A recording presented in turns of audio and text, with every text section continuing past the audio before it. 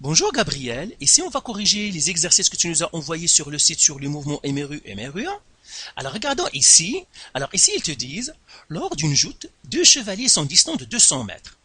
Au signal convenu, ils se lanceront l'un vers l'autre. Le premier possède une monture capable d'atteindre une vitesse maximale de 18 mètres par seconde en 6 secondes. Le cheval du second chevalier est moins rapide, mais plus fougueux. Il ne met que 5 secondes à atteindre sa vitesse de croisière de 15 mètres par seconde. Combien de temps après leur départ aura lieu le choc entre les deux chevaliers? Alors maintenant, je vais lire la situation phrase par phrase et puis sortir les infos. Lors d'une joute, deux chevaliers sont distants de 200 mètres. Alors ici, je vais représenter en fait la piste sur laquelle ils vont se mesurer. Ils me disent c'est 200 mètres entre les deux. Donc 200 mètres. Le chevalier 1, je l'appellerai A, le chevalier 2, je l'appellerai B. Après, qu'est-ce qu'ils me disent? Au signal convenu, à t est égal à 0, ils se lanceront l'un vers l'autre. Donc, ça veut dire quoi? Ça veut dire le chevalier A va partir dans ce sens, comme ça, et le chevalier B va partir dans ce sens, et à un certain moment, il y aura tout simplement la rencontre, ou bien le clash, c'est là où ils vont croiser l'épée. Maintenant, qu'est-ce qu'ils me disent après? Le premier possède une monture capable d'atteindre une vitesse maximale de 18 mètres par seconde en 6 secondes. Donc je vais sortir les infos pour le chevalier A. Ils me disent qu'il peut atteindre sa vitesse maximale, Vmax, égale à 18 mètres par seconde. Et il peut atteindre ça en un temps de delta T est égal à 6 secondes. Le cheval du second chevalier est moins rapide, mais plus fougueux. Il ne met que 5 secondes à atteindre sa vitesse de croisière. Donc le chevalier B, ou bien le cheval B, lui, il atteint sa vitesse maximale, Vmax, égale à 15 mètres par seconde. Et ça, il l'atteint en combien? Delta T est égal à 5 secondes. En 5 secondes, il atteint sa vitesse de croisière. Combien de temps après leur départ aura lieu le choc entre les deux chevaliers? Au fond, ils veulent que je trouve l'instant, c'est-à-dire le delta T après leur départ, ou bien l'instant où le choc va se passer. Maintenant, analysons la situation. Ici, j'ai le mouvement de deux objets, ou bien de deux chevaliers. Eh bien, quand tu as des mouvements de deux ou plusieurs objets, toujours il faut étudier un objet à la fois. Il faut les étudier chacun tout seul, indépendamment un de l'autre. Et puis, il faut regarder qu'est-ce qui lie les deux mouvements. Dans ce cas-là, par exemple, j'ai le chevalier A, j'ai le chevalier B, mais qu'est-ce qui relie les deux mouvements? Au fond, ce qui les relie, c'est la position d'arrivée. Le chevalier A, lui, il dit, moi, je vais parcourir une distance delta X, ici, delta XA, jusqu'à l'arrivée du point de rencontre. Le B, lui aussi, il dit, moi, je vais parcourir une distance delta XB jusqu'à le point de rencontre. Et qu'est-ce qui relie tout ça? Eh bien, tout simplement, la distance parcourue par le chevalier A, c'est-à-dire delta XA, plus delta XB, eh bien, ça va me donner 200 mètres. Parce que c'est ça ce qui relie les deux mouvements. C'est que la distance parcourue par A plus la distance parcourue par B, il va nous donner le 200 mètres qui les sépare. Au fond, qu'est-ce que je dois faire? Eh bien, je dois calculer le delta XA, je dois calculer le delta XP et utiliser cette équation-là pour isoler la variable, le delta T probablement, et comme ça, je vais répondre à ma question. Alors maintenant, comment on va étudier chacun des mouvements? On va étudier le A tout seul et le B tout seul. Alors pour étudier le A, je vois les informations qu'il me donne, ce sont Vmax est égal à 18 mètres par seconde, delta T. On va résoudre le problème d'une manière graphique. Tout simplement pourquoi? Parce que moi je suis visuel et quand on a un graphique, c'est facile de comprendre le mouvement, comment il est. Pour comprendre le mouvement de chacun, on va faire le diagramme ou bien le graphique de vitesse. Je vais faire la vitesse en fonction du temps, du A, et la vitesse en fonction du temps pour B. Tu vas me dire, mais pourquoi tu vas faire la vitesse? Comment je sais que je dois faire un graphique? Un graphique est toujours possible. Pour n'importe quel exercice, tu peux faire toujours un graphique. Et c'est préférable toujours de faire le graphique de la vitesse, surtout quand il te donne les vitesses. Ici, il me donne la vitesse, il me donne à quel moment, l'autre aussi, il me donne la vitesse, et à quel moment. Donc, toujours fait un diagramme de vitesse. Le diagramme de vitesse, ça vous donne toujours le mouvement, comment ça se fait, surtout si le mouvement est un peu compliqué. Alors maintenant, regardons le diagramme. Qu'est-ce qu'ils nous disent? Au début, pour le A, il était immobile, et il va s'élancer, c'est-à-dire il va courir, et là, après 6 secondes, il va atteindre 18 mètres par seconde, donc j'écris ici, ça c'est 18 mètres par seconde, il va atteindre cette vitesse-là après 6 secondes. Alors là, 6 secondes, donc je vais tracer, ça veut dire il a accéléré pendant les 6 premières secondes, il a atteint sa vitesse maximale, ça veut dire sa vitesse ne va plus augmenter, et il va garder cette vitesse-là jusqu'à la rencontre. Pour le B, lui aussi, il va commencer sa vitesse, il était immobile au début, il va atteindre une vitesse de 15 mètres par seconde, mais ça, il va l'atteindre en 5 secondes. Et là, qu'est-ce qu'il va faire? Il va accélérer, donc je vais représenter lui aussi sa figure. Il va accélérer jusqu'à atteindre cette vitesse maximale de 15 mètres par seconde, et après, il va garder cette vitesse-là. Je sais que à un certain moment, ils vont se rencontrer, il y aura le clash. Donc, à un instant donné, il y aura le clash, donc je mettrai ici T, et ça, c'est le temps de clash, donc c'est ici, à un certain moment, ça veut dire leur mouvement, ils vont s'arrêter au clash ici, donc j'élimine ça, et j'élimine ça. Voilà. Et maintenant, voilà, j'ai représenté mes mouvements, mais d'un point de vue graphique, donc je sais que toutes mes informations, je les ai sorties. Maintenant, qu'est-ce que je vais faire? Eh bien, tout simplement, je vais calculer le XA, le delta XA et le delta XB, et là, on va faire un petit rappel. Alors, pour le petit rappel ici, j'ai les formules, je peux utiliser les formules, ou je peux utiliser les graphiques. Mais puisque j'ai choisi de faire les graphiques, eh bien, qu'est-ce que ça me dit? Les graphiques, ils me disent que si tu as un graphique de vitesse, eh bien, le delta X, c'est l'air sous le graphique. Si tu as un graphique d'accélération, eh bien l'air sous le graphique, c'est la variation de la vitesse, c'est le delta V. Moi, je cherche le delta X, j'ai le graphique de la vitesse, donc je vais calculer tout simplement l'air sous le graphique. Eh bien le delta X, c'est l'air sous le graphique, eh bien, je vais le faire pour chacun. Alors là, premièrement, je vais remonter ça, et je vais faire maintenant mes calculs, comme ça. Alors, maintenant, je vais commencer par calculer le delta XA. Donc, je vais le mettre comme ça avec blanc. Donc, je vais calculer le delta XA. Égal. Le delta XA, eh bien, c'est quoi? C'est l'air sur le graphique. Ça, c'est le delta XA. Le delta XB, c'est l'air sur le graphique. Delta XB. Eh bien, je regarde le graphique ici. Ça, c'est quoi? Eh bien, je vais le séparer en deux.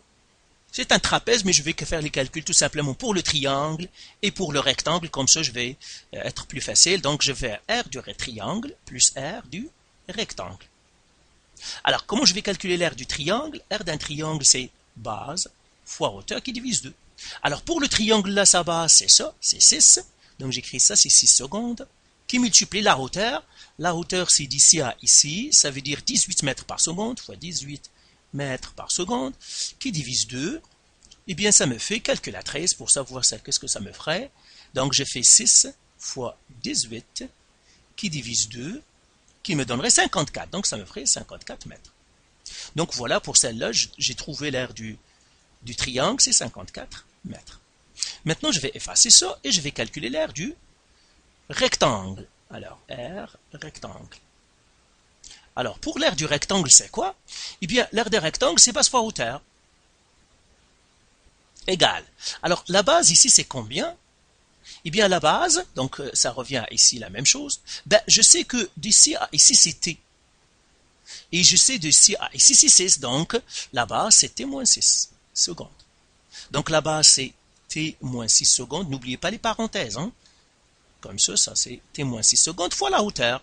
La hauteur, c'est quoi? C'est d'ici à ici. Et ça, c'est 18 mètres par seconde.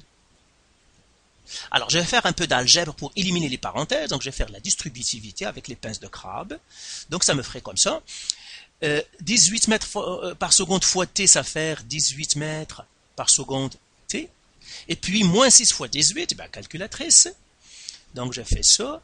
Moins 6 fois 18. Ça me fait moins 108. Donc, moins 108 mètres.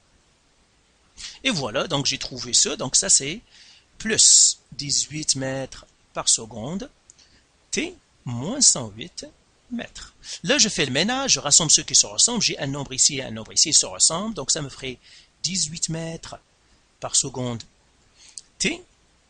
Ben, moins 108 plus 54, c'est moins 54 mètres. Donc, voilà, j'ai calculé delta x1. Donc, ben, maintenant, je pourrais la mettre, c'est 18 mètres par seconde, t moins 54 mètres. Plus, maintenant je vais calculer le delta xb. Alors, le delta xb, lui aussi, c'est l'air sous le graphique. Là, j'aurai l'air d'un triangle plus l'air d'un rectangle. Donc, vous pouvez le faire avec le trapèze, vous dites c'est l'air de tout le trapèze, mais vous pouvez aussi faire comme ça, petit morceau par petit morceau, base fois hauteur, qui divise 2, ça c'est l'air d'un triangle. La base, c'est combien? C'est d'ici à ici, c'est 5 secondes. Fois la hauteur c'est d'ici à ici, c'est 15 mètres par seconde, qui divise 2. Eh bien, donc 5 fois 15 qui divise 2, calculatrice, Donc, j'annule ça. 5 fois 15 qui divise 2, ça me fait 37,5. 37,5 mètres. Donc, voilà, j'ai calculé celle-là. Donc, ça c'est 37,5 mètres. Plus. Alors, maintenant, l'aire du rectangle. Alors, j'efface tout ça et je calcule l'aire du rectangle. Aire. Rectangle égale. L'aire d'un rectangle, c'est quoi? C'est base fois hauteur. La base, c'est celle-ci. Mais je sais que d'ici à ici, c'est t. Donc, ce qui reste ici, la base, c'est encore t-5 secondes. Ça, c'est t-5 secondes. Donc, la base, c'est t-5 secondes qui multiplie la hauteur. Et la hauteur, c'est d'ici à ici. 15 mètres par seconde. Là, je fais la distributivité. Comme ça. Et bien, ça me ferait 15 mètres par seconde fois t, c'est 15 mètres par seconde t. Moins 5 fois 15. Alors là, on fait la calculatrice ici. Moins 5 fois 15. Ça me fait moins 75 mètres. Moins 75 mètres. Et puis, c'est ce que je vais mettre ici, plus 15 mètres par seconde t, moins 75 mètres. Et là, je vais rassembler ceux qui se ressemblent. J'ai celui-là et j'ai celui-là. 37,5 mètres, moins 75 mètres. Donc, j'ai ici 15 mètres par seconde t. Et puis là, je vais calculatrice encore, moins 75 plus 37,5 moins 37,5, moins 37,5 mètres. Et bien voilà, j'ai trouvé l'aire de, c'est-à-dire le delta xb, donc c'est ce que je vais écrire ici, 15 mètres par seconde t, moins 37,5 mètres, qui est supposé me donner quoi? 200 mètres. Et là, tout simplement, qu'est-ce que je vais faire? J'isole la variable. Donc tout ça, maintenant, je peux l'effacer. Et puis, tout simplement, je vais isoler la variable. Donc, je vais rassembler ceux qui se ressemblent. J'ai 18 mètres par seconde fois t. Celui-là avec les t. 18 plus 15, c'est 33. Donc, 33 mètres par seconde t. Moins 54, moins 37,5. Alors, ici, j'ai moins 37,5, moins 54. Ça me fait moins 91,5 mètres, qui est supposé me donner 200 mètres. Alors, je vais passer celui-là de l'autre côté en faisant plus 91,5 mètres. Alors, 200 plus 200 mètres plus 91,5, ça me fera 291,5. Donc, ça me donnera 33 mètres par seconde t. Elle est égale à 291,5 mètres. Je divise par 33 mètres par seconde. Je divise par 33 mètres par seconde, qui me le sera maintenant l'instant de rencontre. Ça va faire 291,5 qui divise 33. C'est ce qui me donne, et bien ça me donnerait 0,83 périodiques secondes.